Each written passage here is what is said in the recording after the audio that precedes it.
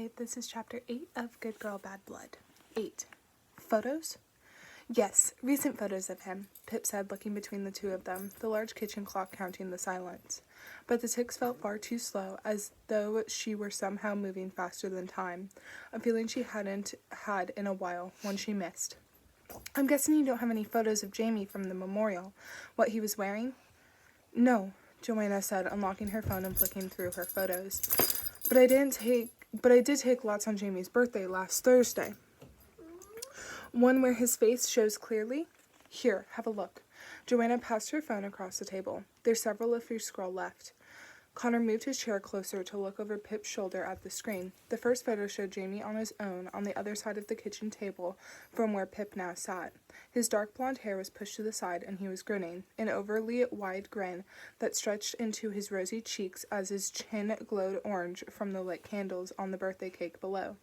In the next photo, he was bent low over the cake, cheeks puffed out to blow and the flame stretching away to escape from him.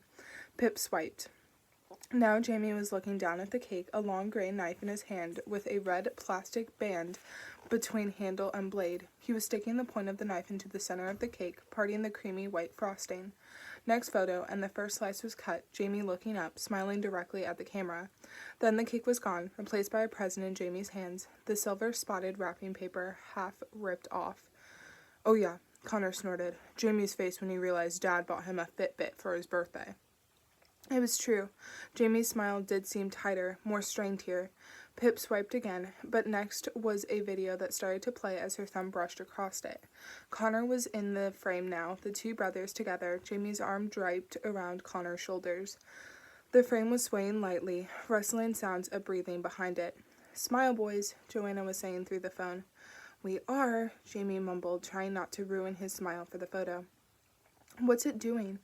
Joanna's voice asked. For God's sake, Connor said. She's accidentally taking a damn video again, aren't you? Oh, Mom, Jamie laughed. Again? I'm not, Joanna's voice insisted. I didn't press that. It's this stupid phone. Always the phone's fault, isn't it? Jamie and Connor looked at each other, their laughs spiking into high-pitched giggles as Joanna grew more insistent that she hadn't pressed that. Arthur's voice saying, Let me see, Joe. Then Jamie tightening his arm around Connor's neck, bringing his little brother's head down to his chest where he messed up his hair with his other hand, Connor protesting through giggles. The frame dropped and the video ended. Sorry, Pip said, noticing how Connor had tensed in his chair and Joanna's eyes were so full she dropped her gaze to the floor. Can you please email me all of these, Connor, and any other recent photos? He coughed. Yep, will do. All right. Pip stood up, packing her laptop and microphones into the bag. Are you going? Asked Connor. One last thing to do before I go, she said. I need to search Jamie's room. Is that okay? Yes, of course, Joanna said, also standing up. Can we come too? Sure, Pip said, waiting for Connor to open the kitchen door and lead them upstairs. Have you already looked through it? Not really, Joanna said, following them up the stairs, tensing when she heard Arthur coughing in the living room. I went in there earlier when we first realized he was gone. I took a quick look to see if he'd slept here last night and left early in the morning. But no, the curtains were still open. Jamie's not the sort of person who leaves his curtains in the morning or makes his bed. They paused outside the door to Jamie's darkened bedroom, which was ajar. Jamie's a little messy, she said gently. That's fine, Pip said, nodding for Connor to go ahead. He pushed open the door, the room full of dark shapes, until Connor flicked on the light and the shapes became an unmade bed, a cluttered desk under the window, and an open closet spewing clothes onto the floor, piles like islands against the sea blue carpet.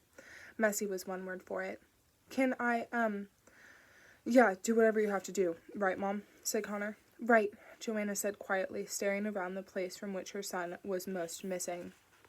Pip made a beeline for the desk, stepping over and between the small mountain of t-shirts and boxers. She ran her finger over the lid of the closed laptop in the middle of the desk, over the Iron Man sticker peeling at the edges. Gently she opened the lid and clicked the on button. Do either of you know Jamie's password? She said as the computer purred to life, the blue Windows login screen jumping up. Connor shrugged and Joanna shook her head. Pip bent down to type password 1 into the box. Incorrect password. 1, 2, 3, 4, 5, 6, 7, 8. Incorrect password. What was your first cat called? Asked Pip. That ginger one. Peter Pan, said Connor. Pip tried it. Incorrect. She'd entered it wrong 3 times, and now the password hint popped up beneath. In it, Jamie had written, "Get off my computer, Con." Con sniffled, reading it. "It's really important we get in," Pip said. "Right now, this is our strongest link to Jamie and what he's been up to." "My maiden name," Joanna said. "Try Murphy." Incorrect password. "Football team?" asked Pip. "Patriots." Incorrect. Even with numbers replacing some vowels and trying 1 and 2 in the end. "Can you keep trying?" Joanna asked. "It won't lock you out?" "No, there's a limit on Windows, but guessing the exact password with the correct placement of numbers and capitals is going to be tricky." "Can't we just get around it some way?" asked Connor. "Like reset the computer?" If we reboot the system, we lose all the files," Pip explained. "And most important, the cookies and saved passwords on his browser for his email and social media accounts. Those are what we really need to get into. Any chance you know the password to the email account Jamie's Windows is linked to?" "No, I'm sorry." Joanna's voice cracked.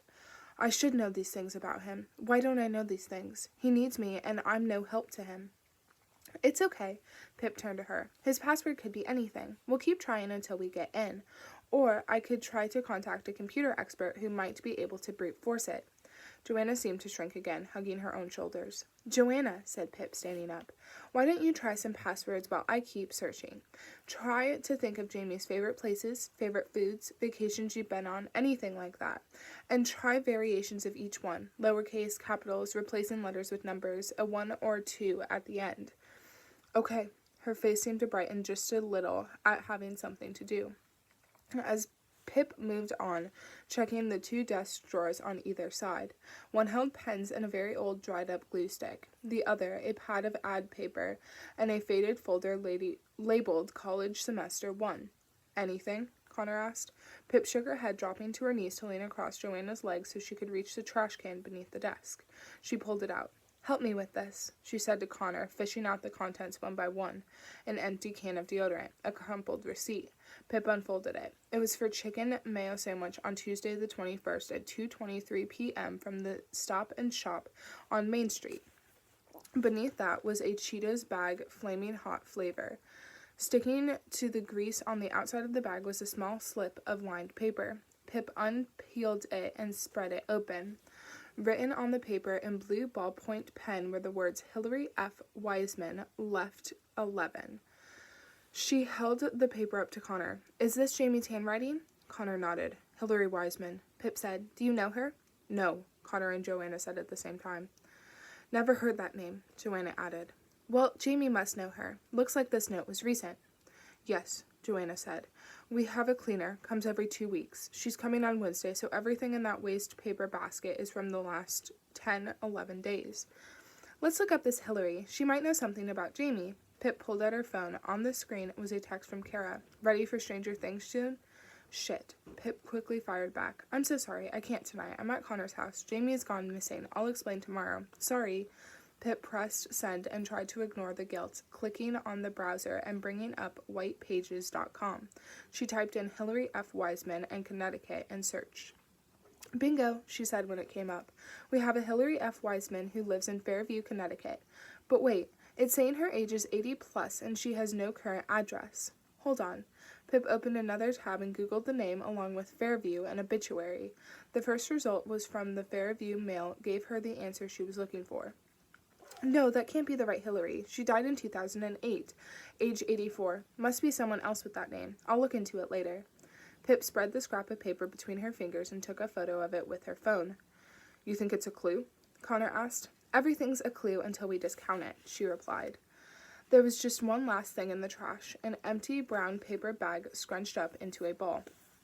"Connor, without disturbing anything too much, can you search the pockets of all of Jamie's clothes?" "For what?" "Anything." "Anything." Pip crossed to the other side of the room.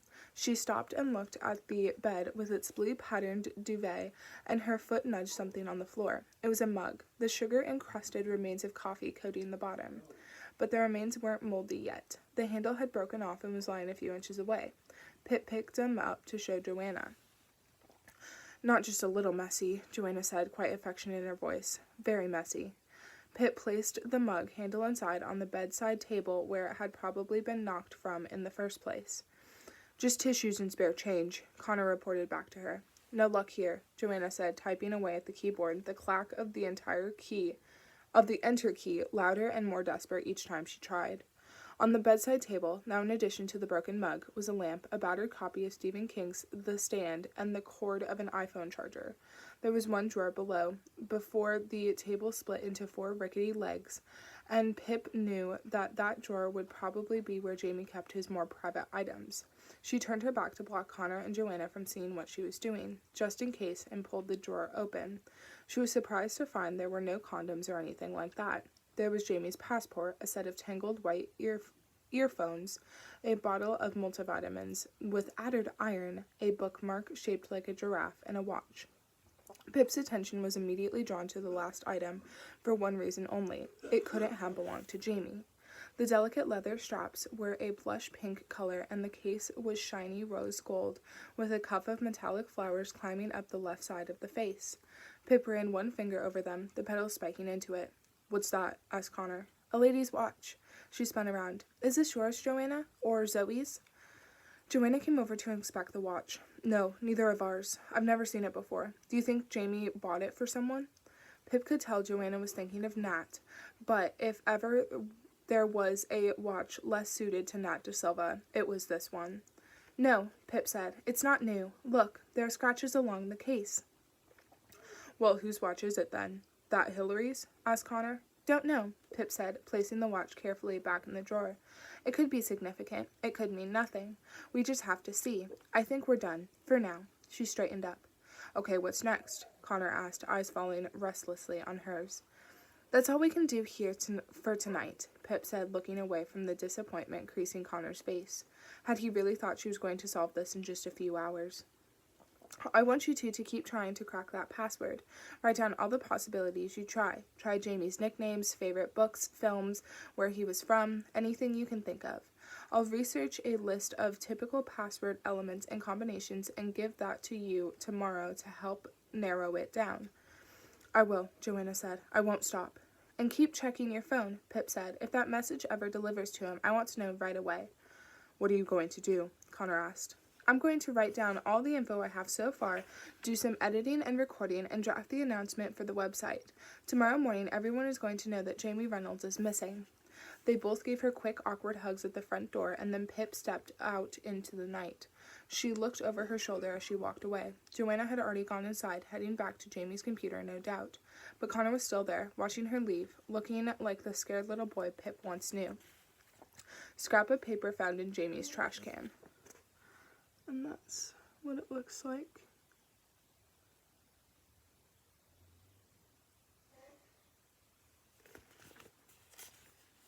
A Good Girl's Guide to Murder, Season 2, Episode 1, Intro. Pip. I made a promise, to myself, to everyone I said I would never do this again, never play the detective, never again lose myself to the world of small-town secrets. It wasn't me, not anymore. I would have stuck to it too. I knew I would have. But something's happened, and now I have to break that promise. Someone has gone missing. Someone I know. Jamie Reynolds from Fairview. He's the older brother of one of my closest friends, Connor. As I record these words on Saturday, April 25th at 11:27 p.m., Jamie has been missing for 27 hours, and no one is doing anything about it. The police have classified Jamie as a low-risk missing person and can't spare the resources to look for him. They think he's simply absent, not missing, and truthfully, I hope they're right. I hope this is nothing, that there is no case here, that Jamie has just left home to stay with a friend, neglecting to message his family or return their calls. I hope he is fine. I hope he returns home in a couple of days, wondering what all the fuss is about. But there's no place for hope, not here, and if no one else will look for him, then I have to. So here it is. Welcome to Season 2 of A Good Girl's Guide to Murder, The Disappearance of Jamie Reynolds.